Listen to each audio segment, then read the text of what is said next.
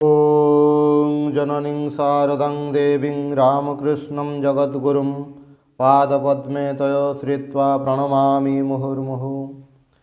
श्रीमा शारदा देवी स्मृति कथा 11 डिसेम्बर 1912 ख्रीष्टाब्द। माँ सेठारे काशीखंड पाठ होउथिला। संध्यारे पाठ पर कथबार्ता होउछि। मु पचारिली, काशी रे मृत्यु हेले कौन समस्तंकर मुक्ति हुए? माँ कहउछंती, शास्त्र कहउछंती हुए। मु पचारिली, तुमे कौन देखिल? ठाकुर तो देखिथिले शिव तारक ब्रह्म मंत्र दियंती। माँ कहिले, किए जाने बाबा, मु तो किछि देखि नाही। मु कहिली, तुम मुहरु न शुणिले विश्वास करे नाही। माँ कहिले, ठाकुर को कहिबी, ठाकुर ए विश्वास करने को चाहू नाही, मते किछि देखाई दियो। एहा परे मु मुसलमान राजत्व भारतर नाना स्थान रे मंदिर ध्वंस होइथिबा उल्लेख करी पचारिली, एही जे एते अत्याचार ता पई से कौन कले? माँ कहिले, तांकर आनंद धैर्य। एई जे तांको मुंडरे लटा लटा पानी दिन राति ढाळुछंती, सेथिरे अबा तांकर कौन? पुणी सुखिला कपड़ा ढांकी पूजा कर, सेथिरे अबा तांकर कौन? तांकर असीम धैर्य। ता परदिन सकाळे खगेन महाराज माँ को पचारिले, श्री श्री ठाकुर काशी रे एते सब दर्शन करथिले, आपण कौन देखिले?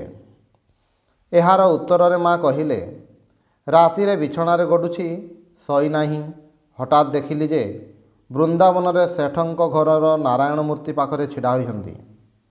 मूर्तिंक बेकरे फूलमाଳ पाद पर्यंत लंबिछि। ठाकुर सेई मूर्ति सम्मुखरे हाथ जोड़ी ठिया होइछंती। मु मने मने भावुछि, ठाकुर एठाକୁ केमिति आसिले? तापरे तांको कहिली, से विश्वास करिबाकु चाहू नाही। ठाकुरे कहिले, निश्चय विश्वास करिब, सबु सत्य, अर्थात काशी रे मले मुक्ति हुए। सेही नारायण मूर्ति मते दुईटी कथा कहिले। ताहार गोटिए एही प्रकार, ईश्वर तत्व न जानिले कौन तत्वज्ञान उदय हुए? अन्यटी मने करि पारु नाही। खगेन महाराज कहिले, ठाकुर नारायण मूर्ति आगरे हाथ जोड़ी रही कहीं? माँ कहिले, तांकर से प्रकार भाव थिला, समस्त आगरे दीनता प्रकाश करिबा। सकाळे पूजा परे जेतेबेले प्रसाद आनिबाकु गली, पूर्व दिन कथा मने पकाई माँ को पचारिली, कुह, काशी रे मृत्यु हेले मुक्ति हुए कि नहीं? कौन देखिल? माँ कहिले, शास्त्रादि रे अछि एवं एते लोक आसुछंती, मुक्ति हुए। जिए तांकर शरणागत तार मुक्ति हेब नाही तो कौन? मु कहिली, जिए शरणागत तार तो मुक्ति हेब ही, जे शरणागत नुहे, भक्त नुहे, विधर्मी, सेमानंकर मुक्ति हेब कि नाही? माँ कहिले, सेमानंकर मध्य हेब। काशी होउछि चैतन्यमय स्थान। एठारे सबु जीव चैतन्यमय, पक जक सबु, भक्त अभक्त विधर्मी, जिए एठारे मरिब, कीट पतंग मध्य तार ही मुक्ति हेब। मु पचारिली, सत कहूछ तो? माँ कहिले, हाँ सत ही तो, नहेला स्थान महात्म्य कौन? प्रसादी मिठार बासनारे मो हाथ गोटे माछी बसथिला, ताहाको देखाई पचारिली, एही माछीटार मध्य मुक्ति हेब? माँ कहिले, हाँ माछीटार मध्य मुक्ति हेब। एठाकार सबु जीव चैतन्यमय। भूदेव दुईटा पारा नेब कहिथिला, उपरे सीढ़ी रे केउडी छुआ फुटाइथिले। मु कहिली, ने नाही, एमाने काशीवासी एहांको नियंती नाही। बांगाली टोला को जाई देख, अनेक पूर्वबंगीय स्त्रीलोक अछंती। एमानंकर कौन घर द्वार आत्मीय स्वजन काहारी प्रति माया नहीं? एमाने समस्ते काशी लाभ अर्थात काशी रे मृत्यु पाई एठाकू आसिछंती। देख सेमानंकर किपरि ज्ञान होइछि, माया नाही। मु पचारिली, देखिल पूर्वबंगर लोकमानंकर केमिति ज्ञान? माँ कहिले, हाँ से देशर अर्थात माँ को गाँवर लोकगुड़ाकर ज्ञान नाही। एही ताजपुरर राधुर शशुर घर, सेमाने सेमानंकर तो एठारे घर अछि, तथापि काशीवास नाम डरती। मने करुछंती घरे रहिले जेमती मरिबे नाही, मरण तो संगरे ही रहिछि। मु पचारिली, सत कहूछ, एठारे मले कौन मुक्ति हुए? माँ विरक्त होई कहिले, मु तुम पाखरे त्रिसत्य करि पारिबि नाही। एक सत्यर ही रक्षा नाही, सेथिरे ତ୍ରିସତ୍ୟ, ତାହା ପୁଣି କାଶୀରେ। ମୁଁ ହସି କହିଲି, ଦେଖିବ ମା, ମୋର ଯେପରି କାଶୀରେ ମୃତ୍ୟୁ ନ ହୁଏ, ତାହେଲେ ମୁଁ କେଉଁଠି ଆଉ ତୁମେ ବା କେଉଁଠି ରହିବ, ଦେଖା ହିଁ ହେବ ନାହିଁ। ମା ସହାସ୍ୟ କହିଲେ, କ'ଣ କହୁଛ, ମୋର କାଶୀ ଲୋଡ଼ା ନାହିଁ? ମୁଁ କହିଲି, ମା, ଗୋଟେ କିଛି ପ୍ରତ୍ୟକ୍ଷ ହେଲେ ତେବେ ତ ସତ୍ୟ ବିଶ୍ୱାସ ହେବ। ମା କହିଲେ, ଯଦି ମଣିଷ ମୁନି ଋଷିମାନଙ୍କର କଥା ମାନିବ ନାହିଁ ତ କ'ଣ କରିବ? ମୁନି ଋଷିମାନେ ଯାହା କହିଯାଇଛନ୍ତି, ମହାଜନମାନେ ଯେଉଁ ରାସ୍ତାରେ ଯାଇଛନ୍ତି, ତା ଛଡ଼ା ଆଉ ପଥ କ'ଣ?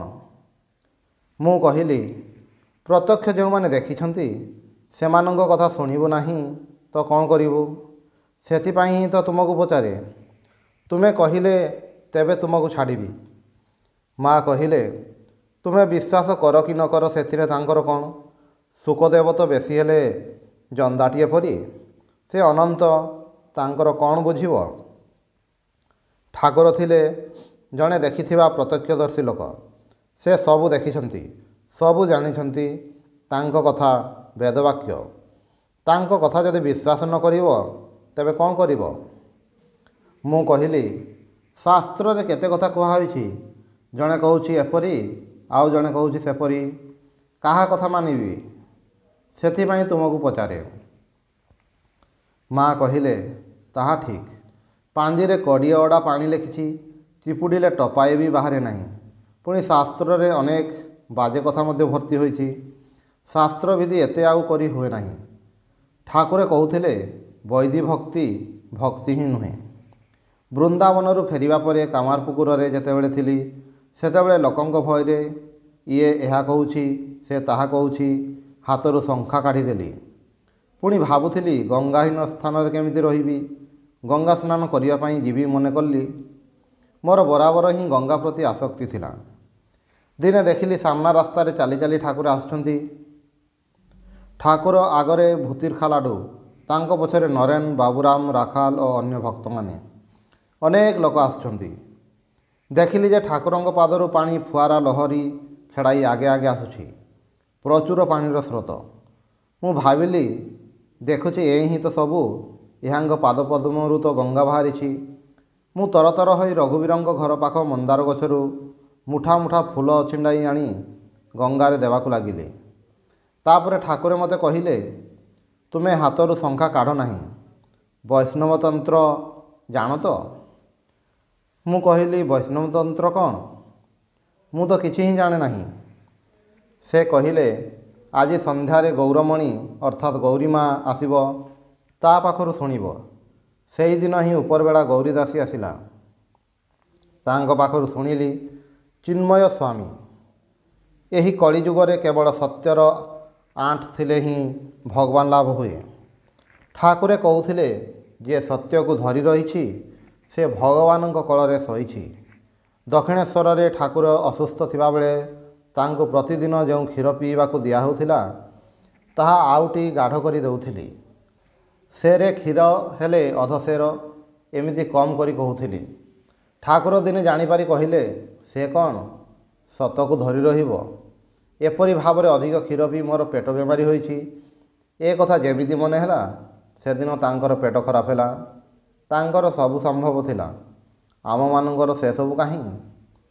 ଶେଷରେ ମୁଁ କହିଲି, ମା, ମୁଁ ଏସବୁ ଯାହା ପ୍ରଶ୍ନ ପଚାରେ ତାହା ସେମିତି କହେ। ସେସବୁ ପାଇଁ ମୁଁ ଏତେ ଭାବେ ନାହିଁ। ମୋ ମନର ଭାବ ଅନ୍ୟ ପ୍ରକାରର। ମୁଁ ନିଜେ ଜାଣିବାକୁ ଚାହେଁ, ତୁମକୁ ମୁଁ ଯେଉଁ ମା ବୋଲି ଡାକୁଛି, ତୁମେ ଆପଣାର ମା କି ନୁହେଁ? ମା କହିଲେ, ଆପଣାର ମା ନୁହେଁ ତ କ'ଣ, ଆପଣାର ମା। ମୁଁ କହିଲି, ତୁମେ ତ କହିଲ, ମୁଁ କିନ୍ତୁ ଭଲରେ ବୁଝିପାରୁନାହିଁ। ଗର୍ଭଧାରିଣୀ ମାଙ୍କୁ ଯେପରି ସ୍ୱତ ମା ବୋଲି ଜାଣେ, ସେମିତି ତୁମକୁ ମନେ ହେଉଛି କାହିଁ? ମା କହିଲେ, ଆହା, ଠିକ୍ ତ। ପରକ୍ଷଣରେ ପୁଣି କହିଲେ, ସେ ହିଁ ମା ବାପା, ସେ ହିଁ ମା ବାପା ହୋଇଛନ୍ତି। ଅର୍ଥାତ୍ ଯେଉଁ ମା ବାପାର ଦୃଷ୍ଟାନ୍ତ ଦେଲି, ସେମାନେ ମଧ୍ୟ ସେ ହିଁ। 16 ଡିସେମ୍ବର 1912 ଖ୍ରୀଷ୍ଟାବ୍ଦ, ସନ୍ଧ୍ୟା 7ଟା, କାଶୀଧାମ। ମା ତାଙ୍କ ଘରେ ବିଛଣାରେ ଶୋଇ ଶୋଇ କଥା ହେଉଥିଲେ। ମୁଁ ଦର୍ଶନାଦି କଥା ଉତ୍ଥାପନ କରି ପଚାରିଲି, ମା, ଲୋକେ ଯେଉଁ ଦର୍ଶନାଦି କରନ୍ତି ସେସବୁ କ'ଣ ଭାବଚକ୍ଷୁରେ ନା ସାଧାରଣ ଚକ୍ଷୁ ଦ୍ୱାରା? ମା କହିଲେ, ସବୁ ହିଁ ଭାବରେ। ମୁଁ କିନ୍ତୁ ନିଜ ଆଖିରେ ଦେଖିଥିଲି କାମାରପୁକୁରରେ ଗୈରିକ ପରିହିତା ରାଧୁ ପରି ଛୋଟ ଝିଅଟିଏ, 11-12 ବର୍ଷ, ମୁଣ୍ଡରେ ରୁକ୍ଷ କେଶ, ବେକରେ ରୁଦ୍ରାକ୍ଷ ମାଳ। ମୁଁ ଯେଉଁଠିକି ଯାଉଛି ସେଇଠି ହିଁ ମୋ ସାଙ୍ଗେ ସାଙ୍ଗେ ଚାଲୁଛି, ଏଇନେ ଆଗରେ, ଏଇନେ ପଛରେ। ତାପରେ ବେଲୁଡ଼ରେ ନୀଳାମ୍ବର ବାବୁଙ୍କ ଘରେ ଥିଲି। ସେଠି ପଞ୍ଚତପା ଖୋଲି ଜଗିନ୍ ମଧ୍ୟ କରିଥିଲା। ସେହି ସାଧନା ପରେ କୁଆଡ଼େ ମିଶିଗଲା, ଆଉ ଦେଖି ନାହିଁ। ମୁଁ ପଚାରିଲି, ତପସ୍ୟାର କ'ଣ ଦରକାର? ମା କହିଲେ, ତପସ୍ୟା ଦରକାର। ଏହି ଜଗିନ୍ ଏବେ ମଧ୍ୟ କେତେ ଉପବାସ କରୁଛି, ଖୁବ୍ ତପସ୍ୱୀ, ଗୋଲାପ ଜପସିଦ୍ଧ। ନରେନ୍ର ମା ମୋତେ ଦେଖିବାକୁ ଆସିଥିଲେ। ନରେନ୍ ତାଙ୍କୁ କହିଲା, ତୁମେ ହୁଏତ ତପସ୍ୟା କରିଥିଲ ବୋଲି ବିବେକାନନ୍ଦଙ୍କୁ ପୁତ୍ର ରୂପେ ପାଇଲ, ପୁଣି ତପସ୍ୟା କର, ପୁଣି ହୁଏତ ଗୋଟିଏ ପାଇବ। ଠାକୁରଙ୍କର ପଞ୍ଚବଟିରେ ତପସ୍ୟାର କଥା ମା କହିଲେ। ସେଥିରେ ମୁଁ କହିଲି, ବ୍ୟାକୁଳତା ଯୋଗୁଁ ତାଙ୍କର ଚେତା ରହୁନଥିଲା। ଗଙ୍ଗା ନଦୀର ଜୁଆର ମୁଣ୍ଡ ଉପରେ ବହି ଯାଉଥିଲା, ସେ ଜାଣିପାରୁନଥିଲେ। ତୁମେ ତାଙ୍କ କଥା କାହିଁକି କହୁଛ? ପଞ୍ଚତପା ଫପା ଏସବୁ କରି ଦେହକୁ କଷ୍ଟ ଦେବା କ'ଣ ଠିକ୍ କଥା? ମା କହିଲେ, ପାର୍ବତୀ ମଧ୍ୟ ଶିବଙ୍କ ପାଇଁ କରିଥିଲେ। ମୁଁ ପଚାରିଲି, ଶିବ ମଧ୍ୟ ତ କରିଥିଲେ ଧ୍ୟାନସ୍ଥ। ମା କହିଲେ, ହଁ, ତେବେ ଏସବୁ କରିବା ଲୋକଙ୍କ ପାଇଁ, ନହେଲେ ଲୋକେ କହିବେ କିଛି ନାହିଁ, ସାଧାରଣ ଲୋକଙ୍କ ପରି ଖାଇ ପିଇ ରହିଛନ୍ତି। ପୁଣି ପଞ୍ଚତପା ଫପା ଏସବୁ ସ୍ତ୍ରୀ ଲୋକଙ୍କ ପାଇଁ, ଯେମିତି ବ୍ରତ ଇତ୍ୟାଦି ସମସ୍ତେ ପାଳନ କରିଥାନ୍ତି ନା। ମୁଁ କହିଲି, ହଁ ବୁଝିଛି, ଯେମିତି ବ୍ରତ କରନ୍ତି ଏସବୁ ମଧ୍ୟ ସେମିତି ବ୍ରତ ପାଳିବା। ମା କହିଲେ, ଠାକୁର ସବୁ ସାଧନା କରିଛନ୍ତି। କହୁଥିଲେ, ମୁଁ ଛାଞ୍ଚ ତିଆରି କରି ତୁମମାନଙ୍କୁ ଦେଲି, ତୁମେ ସବୁ ଛାଞ୍ଚରେ ଢାଳି ନିଅ। ମୁଁ ପଚାରିଲି, ଛାଞ୍ଚରେ ଢାଳିବା ମାନେ କ'ଣ? ଭୂଦେବ କହିଲେ, ମାନେ ଠାକୁରଙ୍କୁ ଚିନ୍ତା କରିବା। ମା କହିଲେ, ସେ ବୁଝିଛି, ଛାଞ୍ଚରେ ଢାଳିବା ମାନେ ଠାକୁରଙ୍କୁ ଧ୍ୟାନ ଚିନ୍ତା କରିବା। ଠାକୁରଙ୍କୁ ଭାବିଲେ ହିଁ ସବୁ ଭାବ ଆସିବ। ସେ ଯାହା ସବୁ କରିଛନ୍ତି ତାହା ଚିନ୍ତା କରିବା।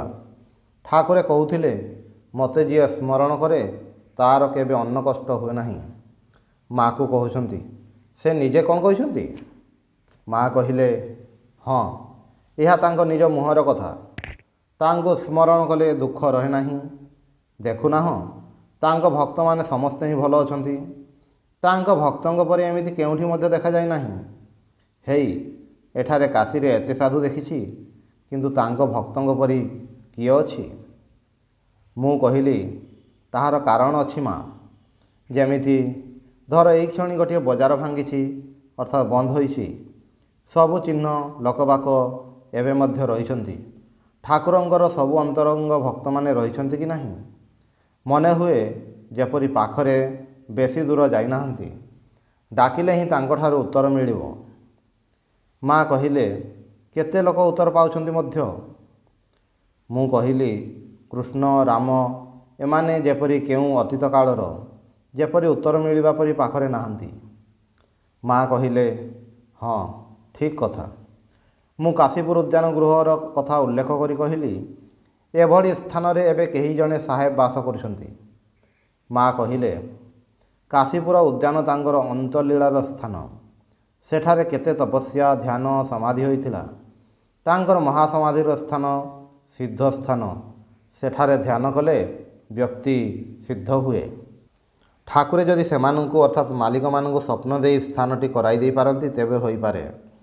ସେହି କାଶୀପୁରରେ ଦିନେ ନିରଞ୍ଜନ ପ୍ରଭୃତି କଞ୍ଚା ଖଜୁରୀ ରସ ପିଇବେ ବୋଲି ରସ ଚୋରି କରିବାକୁ ଯାଉଥିଲେ। ମୁଁ ଦେଖିଲି ଠାକୁର ମଧ୍ୟ ସେମାନଙ୍କ ପଛେ ପଛେ ଯାଉଛନ୍ତି। ତା ପରଦିନ ତାଙ୍କୁ ସେ କଥା କହିବାରୁ ସେ କହିଲେ, ହେ, ରାନ୍ଧି ରାନ୍ଧି ତୁମର ମୁଣ୍ଡ ଗରମ ହୋଇଛି। ଢାକାର ବିଜୟ ଗୋସାଇଁ ମଧ୍ୟ ଦେଖିଥିଲେ ଠାକୁରଙ୍କୁ ଦେହ ଚିବି। ତାଙ୍କର ଯିବା ପରେ ନରେନ ପ୍ରଭୃତି କହିଲେ, ଘରଟା ଅନ୍ତତଃ 3 ଦିନ ପର୍ଯ୍ୟନ୍ତ ଥାଉ, ଆମେ ଭିକ୍ଷା କରି ମାଆଙ୍କୁ ଖୁଆଇବୁ। ଏବେ ହିଁ ମାଆଙ୍କ ମନରେ ଏହି କଷ୍ଟ ହୋଇଛି। ରାମଦତ୍ତ ପ୍ରଭୃତି କହିଲେ, ତୁମମାନଙ୍କୁ ଆଉ ଭିକ୍ଷା ମାଗି ଖୁଆଇବାକୁ ହେବ ନାହିଁ। ଘର ଛାଡ଼ିଦେଲେ। ଏଇ ଯେଉଁ ଗିରିଶ ବାବୁ ଏବେ ସବୁ ବଡ଼ ଭକ୍ତ ହୋଇଛନ୍ତି, ବଳରାମ ବାବୁ। ତେବେ ଗୃହୀମାନଙ୍କ ମଧ୍ୟରେ ବଳରାମ ବାବୁ ହିଁ ସବୁଠାରୁ ବଡ଼ ଭକ୍ତ। ଅନ୍ୟ ସବୁ ଭକ୍ତମାନେ ଭକ୍ତ ହିସାବରେ ଭକ୍ତ। କିଏ ଆସିଲେ? ନା ଭକ୍ତ ଆସିଲେ। ଆସିଲେ ଗଲେ ପ୍ରଣାମ କଲେ। ଶରତ ଯେତେ ଦିନ ଅଛି ସେଇ କେତେ ଦିନ ମୋର ସେଠାରେ ଅର୍ଥାତ୍ ଉଦ୍ବୋଧନ କଲିକତାରେ ରହିବା ହୋଇପାରିବ। ତାପରେ ମୋର ବୋଝ ଅର୍ଥାତ୍ ଦାୟିତ୍ୱ ନେଇପାରିବ ଏମିତି କାହାକୁ ଦେଖୁନାହିଁ। ଜଗିନ୍ ଥିଲା, କୃଷ୍ଣଲାଲ ମଧ୍ୟ ଅଛି, ଧୀର ସ୍ଥିର ଜଗିନ୍ର ଚେଲା। ଶରତ ସବୁ ପ୍ରକାରେ ପାରଙ୍ଗମ। ଶରତ ହେଉଛି ମୋର ଭାରବାହୀ। ରାଖାଲ, ଶରତ ଏମାନେ ଯେପରି ନିଜର ଶରୀରରୁ ବାହାରିଛନ୍ତି। ମୁଁ ପଚାରିଲି, ରାଖାଲ ମହାରାଜ କ'ଣ ପାରିବେ ନାହିଁ? ମା କହିଲେ, ନା, ରାଖାଲର ଭାବ ତାହା ନୁହେଁ। ସେ ଝଞ୍ଝଟ ସମ୍ଭାଳି ପାରେ ନାହିଁ। ମନେ ମନେ ପାରିବ କିମ୍ବା କାହାକୁ ଦେଇ କରାଇ ପାରିବ। ରାଖାଲର ଭାବ ଅଲଗା। ମୁଁ ପଚାରିଲି, ବାବୁରାମ ମହାରାଜ? ମା କହିଲେ, ନା, ସେ ମଧ୍ୟ ପାରିବ ନାହିଁ। ମୁଁ କହିଲି, ମଠ ଚଳାଉଛନ୍ତି ଯେ? ମା କହିଲେ, ସେଥିରେ କ'ଣ ହେଲା? ସ୍ତ୍ରୀ ଲୋକମାନଙ୍କର ଝଞ୍ଝଟ ଦୂରରୁ ଖବର ନେଇପାରିବ। ଧର ଏଇ ରାଧୁର ବାହାଘର କଥା, ଏହା ମାଆଙ୍କର ଦାୟିତ୍ୱ। ନିଜ ମାଆର ବୋଝ ବୋଲି କିଏ ମନେ କରୁଛି? ନିଜର ଲୋକ କେତେଜଣ ଥାନ୍ତି? 2-4ଟି। ଠାକୁରେ କହିଥିଲେ କେତୋଟି ବା ଅନ୍ତରଙ୍ଗ ଅଛନ୍ତି? ମୁଁ କହିଲି, କେଉଁ ଭକ୍ତ କିଏ ମା କୁହନା? କିଛି ଚିହ୍ନି ପାରିଲି ନାହିଁ। ମା କହିଲେ, କିଏ ଜାଣେ? ତେବେ ଯେଉଁମାନେ ସବୁ ଅର୍ଥାତ୍ ପୂର୍ବରୁ ଆସିଥିଲେ ସେମାନେ ହିଁ ଆସିଛନ୍ତି। ଜଣେ ଭକ୍ତଙ୍କ କଥାରେ କହିଲେ, ହଁ, ତାହା ହିଁ ହେବ। ତା'ର ଭିତରର ସ୍ୱଭାବଟି ଆନନ୍ଦପ୍ରିୟ, ବାହାରେ ଏ ପ୍ରକାର। ମୁଁ କହିଲି, ଚତୁର୍ଭୁଜ ପ୍ରଭୃତି ଦର୍ଶନର ଇଚ୍ଛା ମୋର ହୁଏ ନାହିଁ। ମୋର ଯାହା ଅଛି ସେଥିରେ ହିଁ ସନ୍ତୁଷ୍ଟ। ମା କହିଲେ, ମୋର ମଧ୍ୟ ସେହିପରି। ସେସବୁ ଦେଖି କ'ଣ ହେବ? ଆମର ଠାକୁର ଅଛନ୍ତି, ସେ ହିଁ ସବୁ। ମାଘ ମାସ 2 ଦିନ ବୁଧବାର ମା କାଶୀରୁ କଲିକତା ଅଭିମୁଖେ ଯାତ୍ରା କଲେ। ଓଂ ନିରଞ୍ଜନମ୍ ନିତ୍ୟମନନ୍ତରୂପମ୍ ଭକ୍ତାନୁକମ୍ପାଧିତ ବିଗ୍ରହଂ ବୈ ଈଶାବତାରଂ ପରମେଶମିଢ୍ୟଂ ତ୍ୱଂ ରାମକୃଷ୍ଣଂ ଶିରସା ନମାମି।